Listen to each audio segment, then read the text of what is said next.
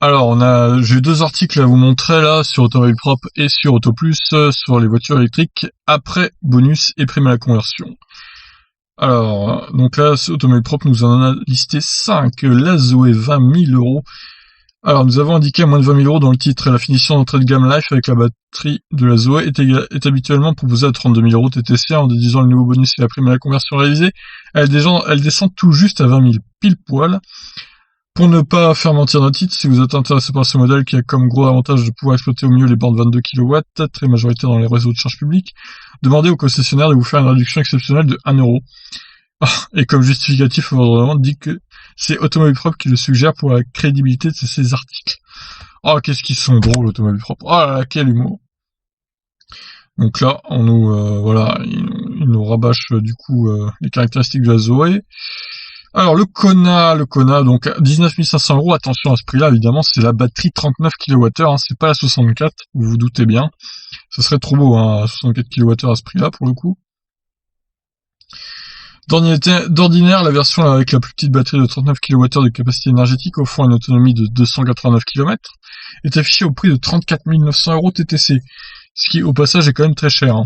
En cumulant les 12 000 euros de coup de pouce de l'État avec une remise de 2400 euros et une aide à la reprise de 1 000 euros à l'initiative du constructeur coréen, le SUV électrique s'acquiert pour 19 500 euros. À ce prix-là, si le rayon d'action est suffisant pour vos besoins habituels, cet engin plus exotique que la Zoé devrait vous séduire. À noter que la Ioniq passe également sous les 20 000 euros, également en finition intuitive. Alors attention, parce que la finition intuitive, il y a vraiment rien, il y a pas grand chose dedans, hein, quand même. Hein. C'est bien bridé, hein. Avec une remise de 3 000 euros et une aide à la reprise de 1 000 euros maison. Elle s'affiche à 18 900 euros. Son autonomie est de 294 km. Ouais, la Ioniq paraît sur le papier un peu plus intéressante que le Kona pour le coup. Elle est quand même un peu moins chère, elle a un poil plus d'autonomie. Après voilà, c'est soit un SUV de ville, soit une berline, quoi, à vous de choisir. Alors l'Opel Corsa électrique, bâtie sur le même groupe propulseur que la i208, la Corsa est littéralement poussée en avant par Opel avec plus de 3 000 euros d'écart. Actuellement avec la Zoé, elle se place également comme une de ses dangereuses concurrentes. Bon, l'autonomie est quand même moindre que la Zoé, il faut le reconnaître, 327 km de WLTP. Mais comme le Kona électrique, elle dispose de la recharge rapide qui est un véritable plus lorsqu'il s'agit d'effectuer de longs déplacements. Alors normalement, elle est proposée hors bonus à 30 650 euros. Elle descendrait déjà à 18 650 euros, rien qu'en déduisant le bonus et la prime à la conversion. Le constructeur allemand fait un geste de plus qui rend la citadine électrique d'Opel encore plus séduisante face à la i208 que nous pouvons repêcher pour notre classement. Ah, c'est con. Cette dernière s'affiche au minimum à 20 300 euros à l'heure où nous écrivons l'article. Ah ouais, effectivement, Opel beaucoup plus agressif. Hein. Alors pour le coup, si je devais choisir entre les deux, je prendrais l'Opel qui est quand même moins cher par rapport à la i208. Elle a quasiment les mêmes caractéristiques. Peut-être les niveaux de finition un peu moins élevés, mais bon, au final, elle est quand même beaucoup moins chère, quoi. Alors la Smart 4 ils l'ont quand même mise, mais bon, au final, même à ce prix-là, elle vaut pas le coup, cette voiture, clairement. Son autonomie est ridicule, 130 km de WLTP, c'est vraiment rien du tout. Je vais même pas la citer, celle-là, parce que franchement, Smart, j'espère qu'ils vont réagir et qu'ils vont augmenter un peu la batterie, c'est ridicule, quoi. Alors, les triplettes Volkswagen. C'est la nouvelle IAP équipée de la batterie de 32,3 kWh autorisée, une autonomie de 260 km de WLTP. Apparent fan de notre article, c'est pas parce qu'elle constituerait la moins bonne affaire du moment, au contraire même.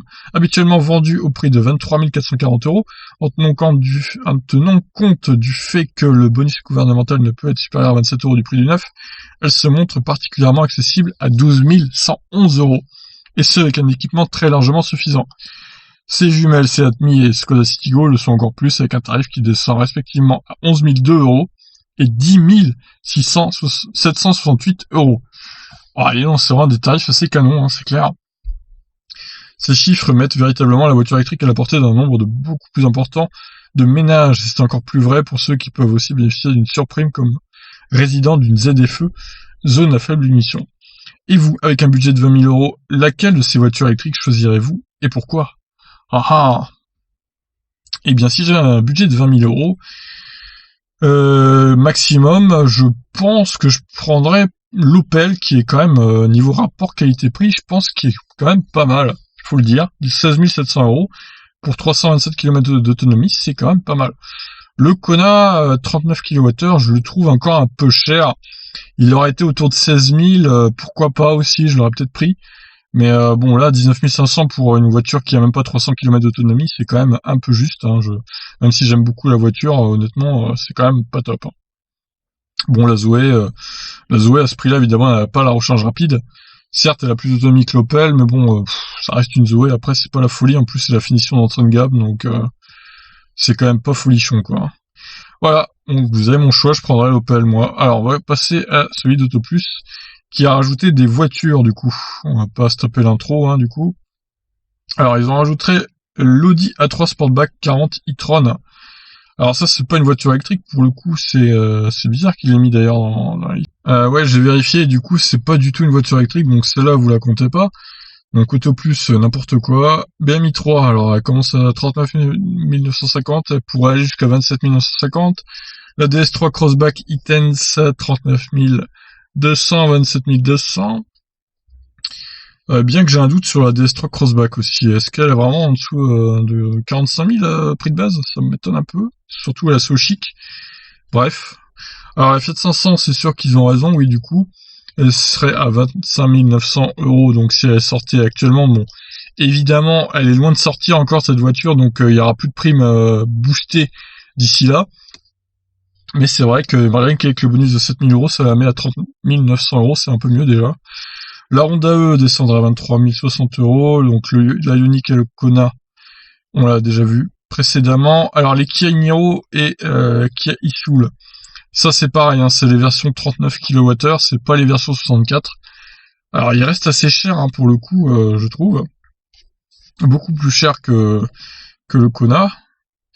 Mazda MX-30, 21 900, Mini Cooper SE, 20 900, la Leaf Visia, qui descendra à 15 900 €, un peu en dessous de la l'Opel Corsa électrique, du coup. La Peugeot i208 Active, 20 300 €, la Zoé, on l'a vu. La Smart également. Ah, d'ailleurs, la Smart, c'est pas le même prix que sur automobile propre, étonnant. Et la e-Golf, pour finir, qui est à 22 000 €, qui reste assez cher pour sa petite autonomie également. Et il précise, comme automobile propre, qu'il y a 2 000 € d'aide en plus pour les ZFE, donc ceux qui habitent en zone faible émission. Voilà, je sais pas si c'est votre cas. Je sais pas d'ailleurs si on peut voir la carte de ça, zone. Ouais, apparemment c'est ça, c'est toutes ces zones-là, zone à faible émission. Il y a même la Martinique, dis donc. Donc voilà, si vous habitez là, bah, dans ces communes, vous avez, enfin dans ces zones, on va dire, vous avez 2 000 € supplémentaires de bonus. C'est toujours bon à prendre, hein, c'est toujours bon à prendre. Voilà. Donc enfin, ça fait du bien de faire un petit point, hein, sur les bonus de 7 000 €, plus prime à la conversion ajoutée. Je vous laisse réagir. Quelle voiture électrique choisiriez-vous si vous deviez en acheter une maintenant? Du coup, allez, ciao.